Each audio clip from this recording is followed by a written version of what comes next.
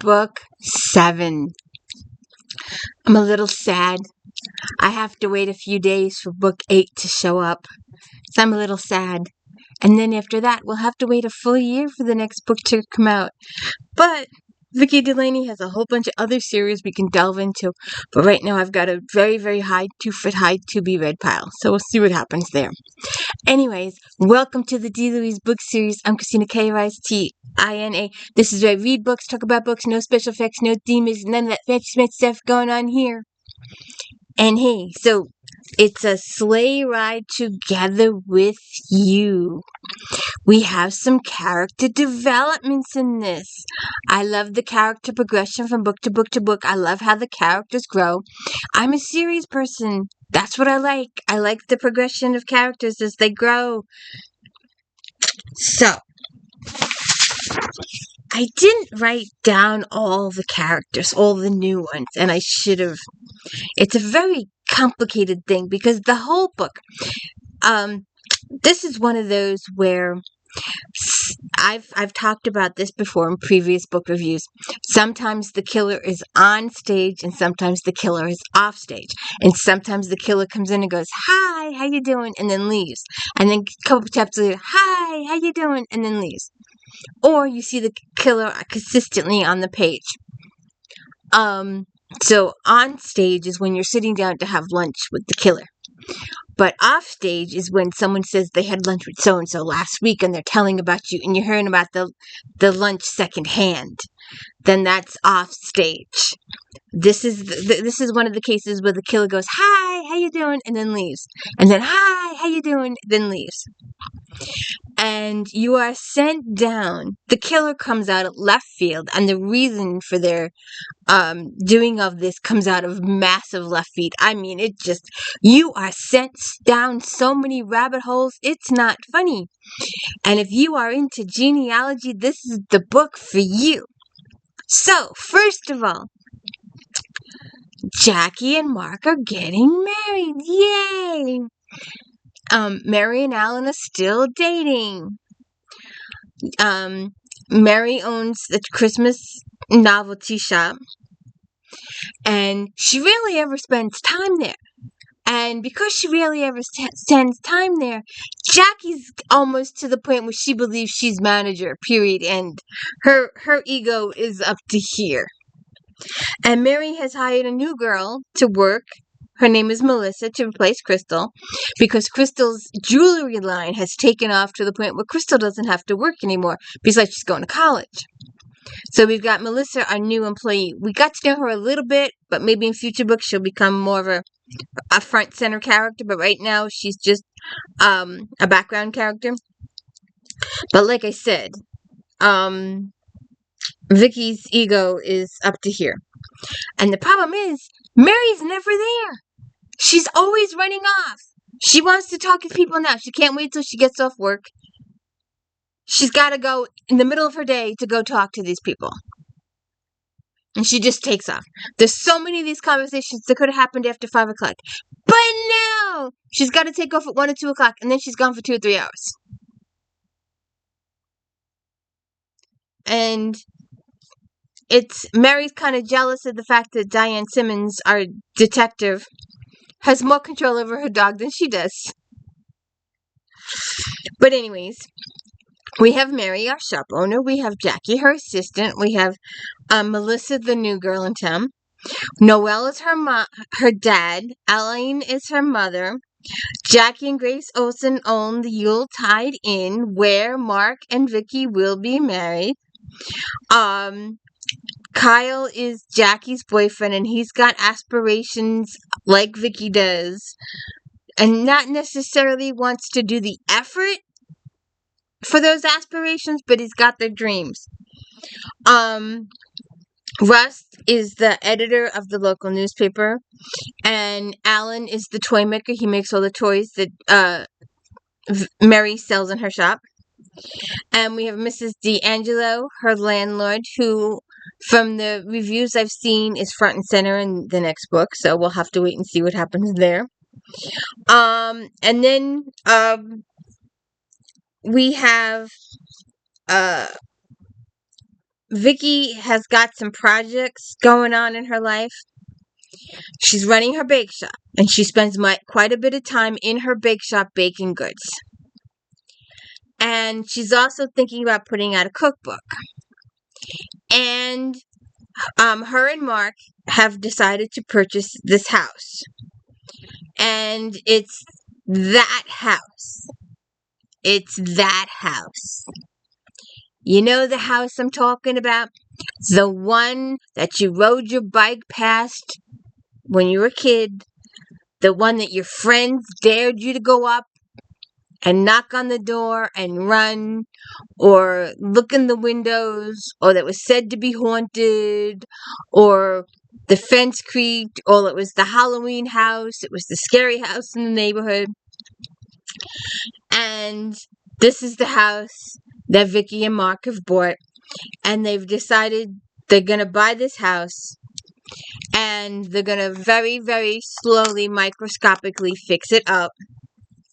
And the first and only room they have worked on is the kitchen, and another ground floor room as their bedroom until the rest of the house can be worked on. But it's right from the get-go that they bought really above their heads. This is a very huge house and could take the rest of their lives to restore. And then there's the history of this house. Apparently, this very long family tree, and it's a little on the convoluted side. Jim must be Robert's son or claiming to be. Yes, Charles was the eldest child in the Henry family. Henry died in 1945 after making even more money manufacturing munitions for the war.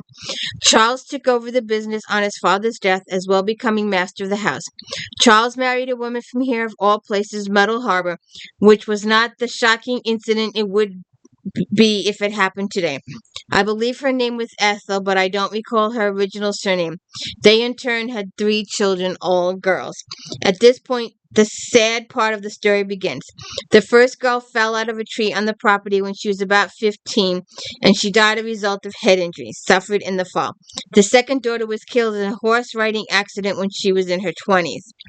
At that time, the Cole House property was far more extensive than it is today, including a substantial piece of lakefront. The house had stables and plenty of land for the girls to ride on. Charles himself died a year before the second daughter did, and Ethel sold the horses and much of the land, including the stables, on after the death of her second daughter. She was in likely need of funds. By that time, the family fortunes were dwindling considerably. The heyday of the Great Lakes shipping was at its end. No one needed to run anymore, and although there's always a market for munitions, Charles' declining health in later years meant control of the company had largely passed out of his hands. It was sold on his death, and his family, meaning his widow and sole survivor daughter, had no involvement. Charles' younger brother, Robert, left for Rudolph for college and never came back. Emily and her mother were left rattling around in that big old house. Yes, eventually only Emily remained. Her mother died in 1980, when Emily would have been about 30. And Emily meets this guy, and she's going to marry this guy. And the wedding eve, not the day of the wedding, but the day before the wedding eve. And it's Christmas also. He's going downstairs to put a secret present under the tree for her, and he slips and falls down the stairs and dies.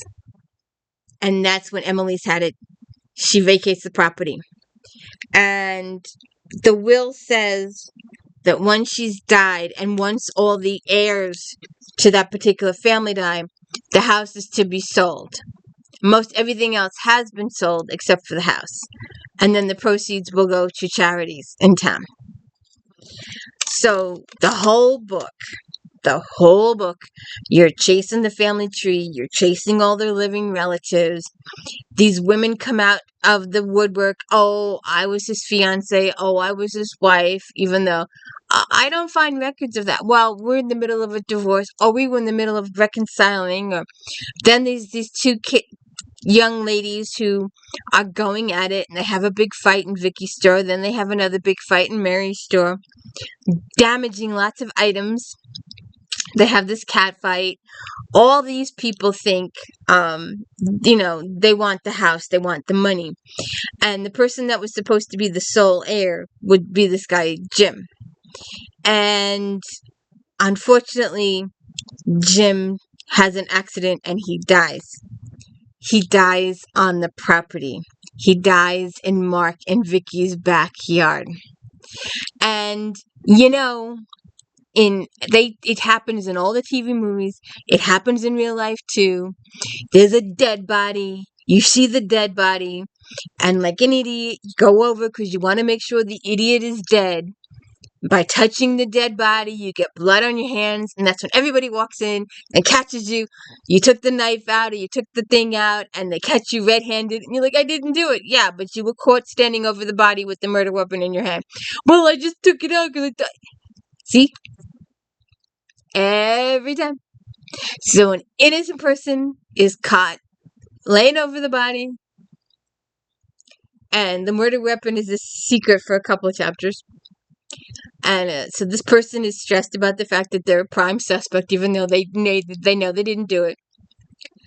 And of course, Mary's sticking her, Mrs. D'Angelo comes through with some good family gossip and family tree gossip, and where all the skeletons lie in this family and what's going on with this house. Because Vicky thinks it's haunted. She was getting these noises. But apparently, once Mr. Cole is murdered, all that stuff stops. So you have to wonder, was he doing this? So the whole book, you're on the family tree hunt. You're searching for wives and ex-wives and any possible children and aunts and uncles and cousins. And you're going down this rabbit hole. And then the whodunits steps out at the end and go, how'd you going? You thought you knew who it was, but you got that wrong. It isn't. It's, hi, how are you? I'm leaving. It's that person that you didn't see coming, and the reason you didn't see coming. And there were some also surprise character developments in that last 2 chapters. Surprising information that comes up in those last 2 chapters. So the book is worth reading just for those last 2 chapters. Like I said, I got to work on getting me book 8. I want to know what happens now. But, so who killed Mr. Jim? Was it a relative? Did somebody want all his money? His billions and billions of dollars? Oh, wait. We did an investigation. And for those who actually did an investigation, not those relatives who took Jim at his word that he was worth those billions, because he just said he was worth billions, and they just believed him. But those who actually took the time to research discovered that Mr. Jim was flat broke. So, did he get killed for the money? That was imaginary. And what happens when the killer finds out that money was imaginary? Did they kill him for the money? Were they a relative? Were they somebody over there in left field? The hi, how you doing person? You didn't see it coming. It'll hit you from left field. It's a good surprise ending. You're like, oh my God. You were led around fields and red herrings and sent that direction, that. The finger was pointed at so many different people.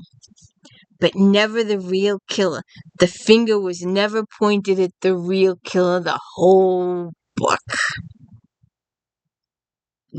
So you'll be surprised there.